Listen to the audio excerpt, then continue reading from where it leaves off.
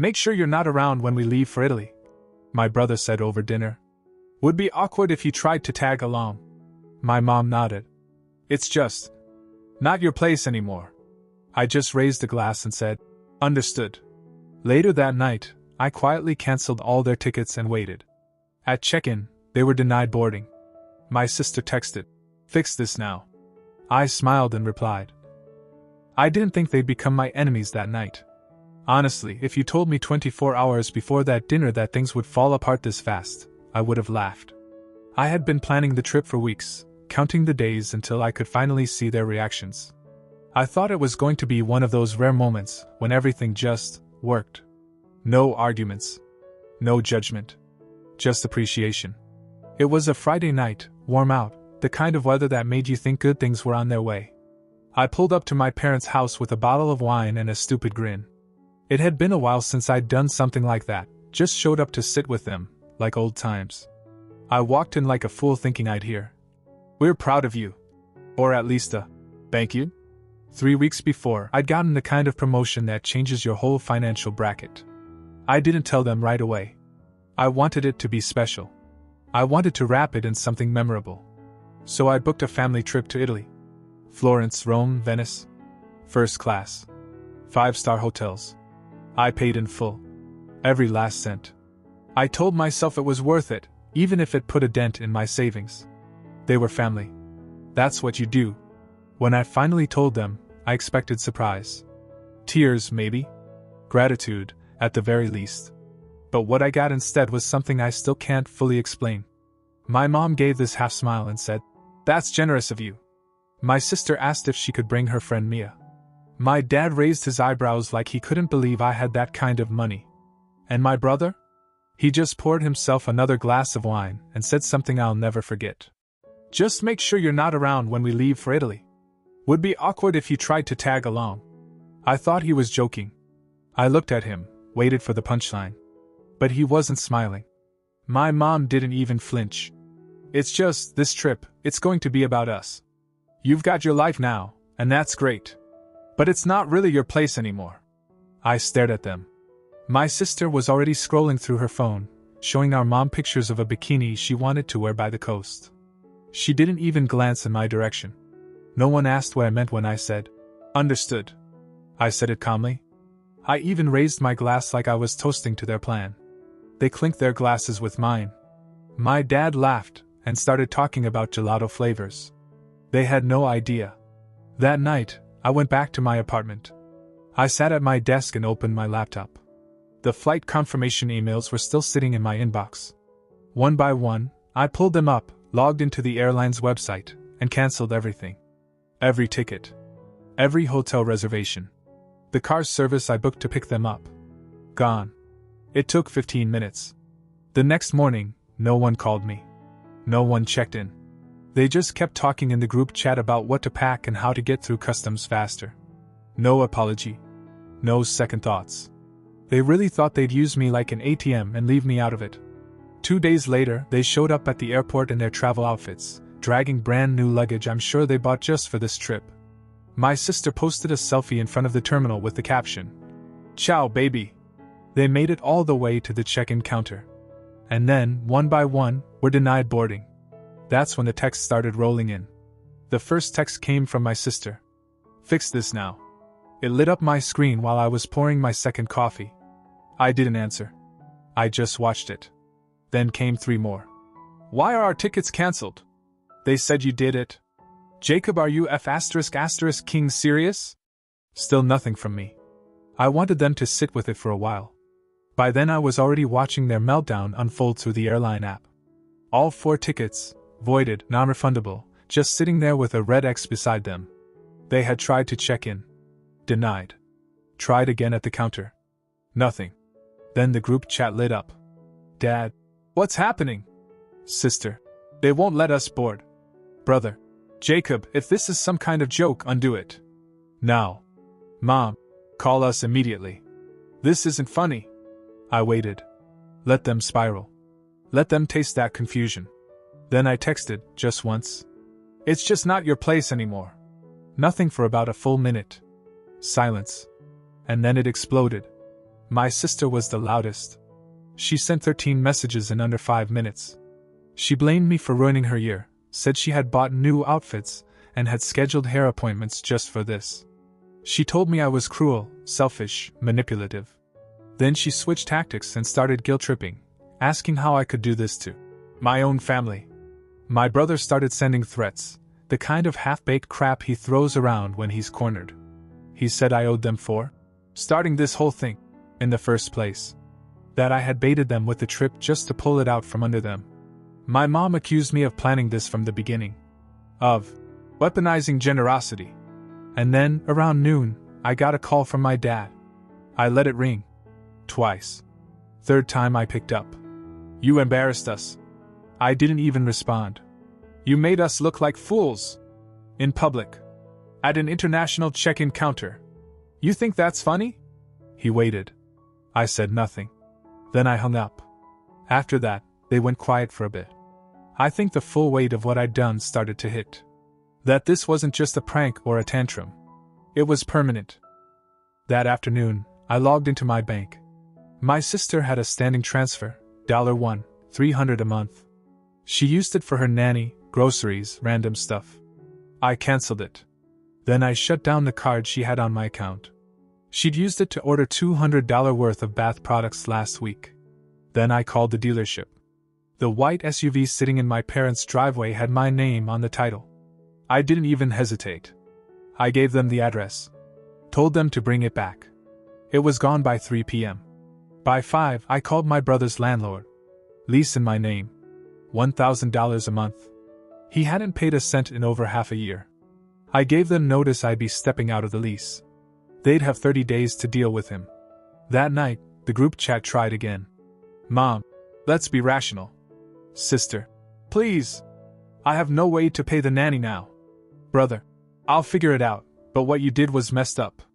No apologies. No real remorse. Just panic.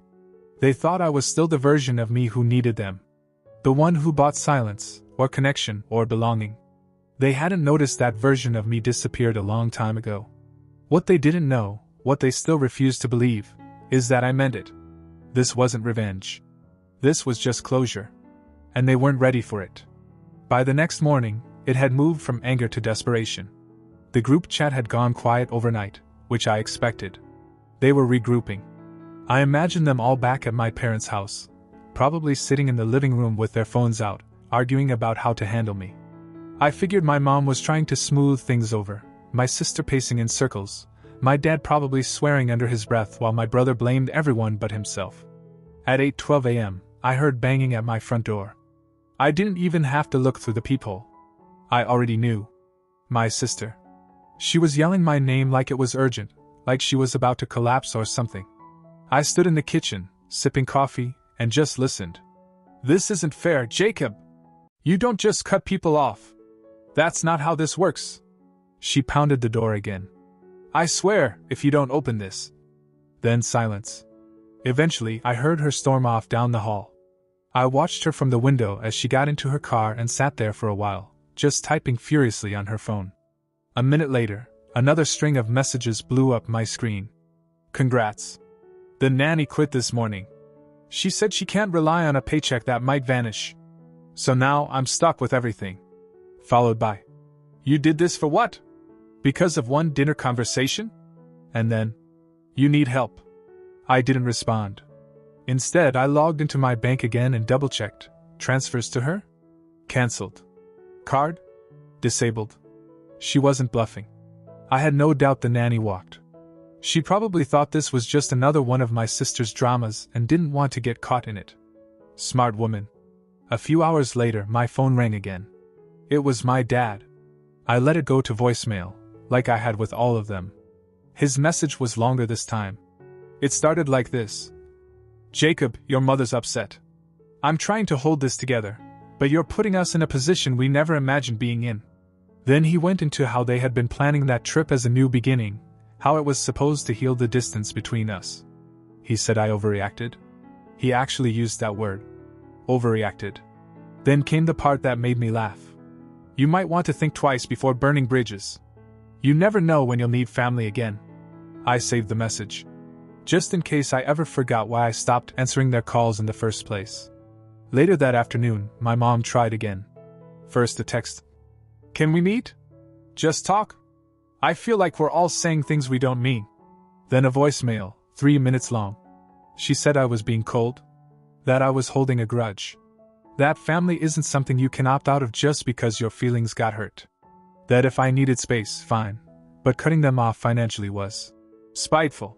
She said I'd regret it. I listened to the whole thing without a single reaction. They still thought this was temporary. A tantrum.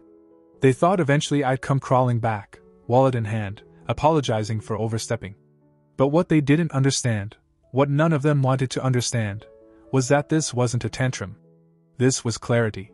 That trip was supposed to be a turning point. And it was. Just not in the way they expected. They made it clear I wasn't part of their circle anymore. I was just the guy who paid for it. So I took myself out of the equation. Completely. And what came next? That was entirely up to them. 3 days of silence. That was the first sign something was off. Not a single message, no phone calls, not even a fake apology. After the meltdown at the airport and the financial fallout, I expected them to come at me again, screaming, bargaining, blaming. But instead, nothing. Like they had all vanished. It didn't feel like acceptance. It felt like they were regrouping. I was right.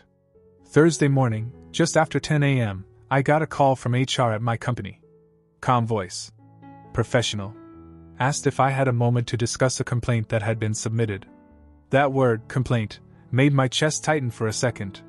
I stepped into a meeting room and asked what this was about. They said they've received an anonymous tip through the company ethics portal. Someone had submitted a detailed email claiming I'd misused company funds to pay for a personal family vacation, lied on my expense reports, and was using company travel reimbursements to cover personal favors. There were attachments. Fake invoices. Screenshots. Even a fabricated company memo referencing the Italy trip as part of an executive retreat. I knew instantly who was behind it. They had taken their humiliation and flipped it into sabotage. Luckily, I'd never charged a single Italy expense to the company. Everything came out of my own account. HR said the documents looked suspicious, names spelled wrong, formatting off. They told me they'd open a formal review, but they already had someone cross-checking everything I'd filed. By 3 p.m., they cleared me. But that didn't matter. The intent was clear. They weren't just mad. They were trying to destroy something I built on my own. Quietly. Systematically. I didn't react. I just sent a text to my sister. Solid attempt. Try spelling the VP's name right next time. She replied 10 minutes later. No clue what you're talking about. Followed by, you always think everyone's out to get you. That's not healthy. And finally, let me know when you're ready to act like a grown-up. That last one made me laugh. I was still shaking my head when my doorbell rang. I opened it to find a woman I didn't recognize. Late 30s, worn-out expression, holding a little boy in one arm and a canvas bag in the other. She asked if I was Jacob. I nodded. I'm Clara. I used to work for your sister. Nanny, she said. I'm sorry to show up like this, but I thought you should see this before she buries it. She handed me a flash drive. Told me she was quitting, that things had gotten too toxic in that house. She said she didn't want to get involved but that she had saved the files. Just in case. I offered her money, she refused. She lied to you. A lot, Clara said before leaving. I closed the door, plugged the drive into my laptop, and opened the folder. It was worse than I imagined. There were recordings, audio files of my sister talking to friends and my mom. Bragging. Mocking. Calling me a glorified ATM. Saying things like, he'll always pay if you throw in a guilt trip. One clip was her explaining to someone how she manipulated me into thinking the Italy trip was a family celebration, when really it was just our reward for dealing with his holier-than-thou attitude. My mom's voice popped up more than once, agreeing. Telling her not to worry because I never had a spine. And there was more. Screenshots of group texts I wasn't in. Photos of my apartment she must have taken secretly when she visited, captioned with things like, guess who's paying rent for us all? Even a draft of an email they almost sent to my boss a week earlier, accusing me of workplace harassment. My name, typed over and over again in places it didn't belong. I stared at the screen for a long time, then copied everything to an encrypted drive. I didn't say anything for a while. I didn't send the files. I didn't threaten them. I just sat with it. Until around midnight. That's when I texted her one last time. I know everything. Good luck. She didn't reply. But my mom did. At 1:43 a.m. 2 words. Please stop. The tone had changed now. They tried using me. Then guilt. Then threats. Then sabotage. Now they were scared. And I hadn't even started. After that night, I heard nothing from my sister for a full week. Not a single message. No calls. No sarcastic texts or fake concern. It was like she'd evaporated. But I knew that kind of silence from her wasn't peace. It was survival mode. She was hiding. Buying time. The only one who kept reaching out was my mom. Every few days I'd get a short, vague message from her. We need to talk. Or, whatever this is, it's gone too far. Then one day, she stopped trying altogether too. That's when I realized she must have seen the contents of the flash drive. Whether Clara gave her a copy or she got it through my sister, I don't know. But once she knew what I had, the game changed. My dad. Radio silence. Not even a passive-aggressive forwarded article. He'd taken his embarrassment and sealed it off like he always did. If he didn't acknowledge it, maybe it didn't happen. My brother was the last to show his hand. It came in the form of an eviction notice. Apparently, after I pulled out of the lease agreement, the property manager gave him 30 days to either take over the lease or leave. He couldn't afford it. So instead of calling me or admitting defeat, he tried to sue me for emotional distress. He sent me a copy of the paperwork. Handwritten in blue pen, barely legible. Said I had caused him to lose housing stability, and that I owed him 6 months of future rent to compensate for trauma. It was so ridiculous I actually kept it in a drawer. Just in case I ever forgot the level of entitlement I was dealing with. I didn't respond. I let him file it. It was thrown out almost immediately.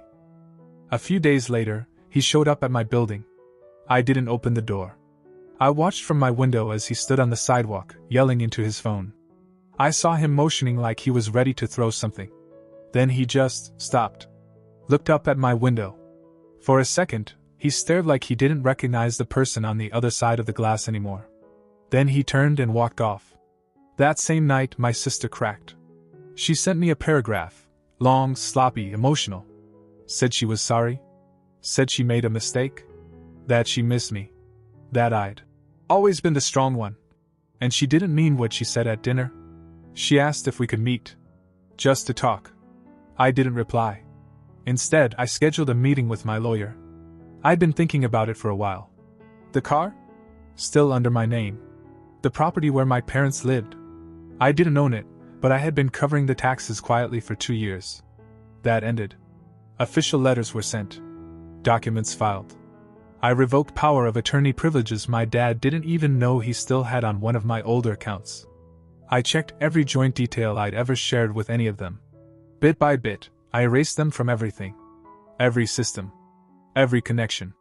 And as I watched them scramble to recover what they lost, I realized something unexpected. They weren't just angry. They were terrified of a version of me they had never known. One who didn't need them. One who had stopped hoping they'd change. And by now, they finally understood. There was no coming back. It's been just over 3 months since everything ended. At first, I kept checking my phone, half expecting another explosion. Another angry voicemail. Another guilt-laced message. But there was nothing. Slowly, the noise stopped. Total silence. It didn't happen all at once. My sister tried to hang on the longest. Her messages started thinning out, fewer insults, more forced positivity. She sent a photo of her kid painting at daycare, no caption.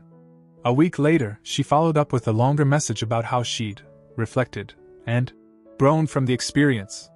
She said she hoped we could talk again someday. I read it. Then I archived it. The same woman who laughed at me behind my back, who tried to ruin my job, who used me for months, now she wanted a reset, like nothing had happened. But there's no reset after what she did. There's no version of me that forgets any of it. My brother gave up quicker. I found out through a mutual acquaintance that he was crashing on a friend's couch and trying to sell sneakers online to make rent. He never messaged again after the court paperwork was tossed. I think he got the message once and for all, the free ride was over. My parents were the last to go quiet. My mom made one final attempt. She sent a long letter through the mail, handwritten. It started off kind, almost too kind. Then it got strange. She said she understood why I was angry but also claimed she never meant to exclude me. She said it was just a misunderstanding, and that families argue all the time. Then she wrote something I'll never forget. You were never supposed to take it so personally. That sentence sat with me for days. My father didn't send anything. No letter. No message. Just disappeared from everything. Even blocked me on his phone, like I'd done something unforgivable. Like I had betrayed them. And maybe in their world I did. I stopped being the one who funded their lives. Who stayed quiet. Who let it slide. I've heard through a few people that they tell their version of the story to anyone who will listen. That I turned on them after a petty disagreement. That I'm selfish. Arrogant. Unstable. That I let money change me. What they don't say, what they never will say, is what really happened. They don't talk about how they laughed while excluding me from a trip I paid for. They don't mention the lies, the sabotage, or the footage. They don't talk about how they looked me in the eyes and made it clear I was nothing more than a credit card to them. No. That part they leave out. And that's fine. They can build whatever story they need to feel like the victims. But here's the truth. They thought I would never leave because I never had before. They thought they could humiliate me, lie to me, and still keep my money and support. They thought I'd always be the one who forgave, who paid, who tried to fix what they broke. They were wrong. We don't speak anymore. There are no calls. No birthdays. No awkward holidays. No fake apologies. Just clean, empty space. They hate me now. Not for what I did, but because I finally made them live without me. The update. It's been 3 more weeks since that last wave of silence. No contact. No letters. No surprise drop-ins. The line is clean now, like someone finally cut the wire that had been fraying for years. And for the first time in my life, my days are quiet. Peaceful in a way I didn't know I needed. No one's asking for money. No one's guilting me into flying out for a holiday or helping pay off unexpected expenses. My phone doesn't vibrate at midnight with my sister's emergencies or my dad's vague one-word texts demanding I call back. They're gone. Not just physically, but mentally. They've shifted into a place I no longer occupy. And my life? It's better. I get up earlier now. Not because I have to, but because I want to. I've started cooking again, real meals, not takeout. I go for walks after work. I actually sleep through the night. My apartment feels bigger. Cleaner. I even took down some of the old family pictures that I used to keep around out of guilt. Replaced them with places I've been. People who didn't ask anything from me other than to show up and be myself. A few people in my life know the full story. I don't tell it often, but when I do, their reactions are always the same, some version of, "I can't believe you went through that." But the truth is, I didn't go through it. I lived it. For years. I accepted it. I normalized it. It's only now, with distance, that I can really see it for what it was: slow erosion. Death by 1,000 withdrawals. Love that came with invoices. Support that came with strings. Family that only existed when I paid for the glue to hold it together. And I'm not bitter. Not even angry anymore. That part's burned off. What's left is something sharper. Clarity. They never saw me as a person. Just a resource. And when I stopped being useful, they tried to punish me for it. But the beautiful thing about being done is that there's nothing left to lose. No more trying to fix what was never real. No more hoping they'll wake up and see me for who I actually am. I've deleted their numbers. Blocked their emails. Cut off the remaining accounts they quietly depended on. It's not revenge. It's just reality. I've stopped trying to be the son, the brother, the provider they imagined. Now I'm just Jacob. And that's more than enough. Some weekends, I'll catch myself reaching for the phone, out of habit, thinking maybe I should check in. Then I remember there's nothing left to check in on. Their absence doesn't ache anymore. It just feels quiet, like background noise that finally stopped.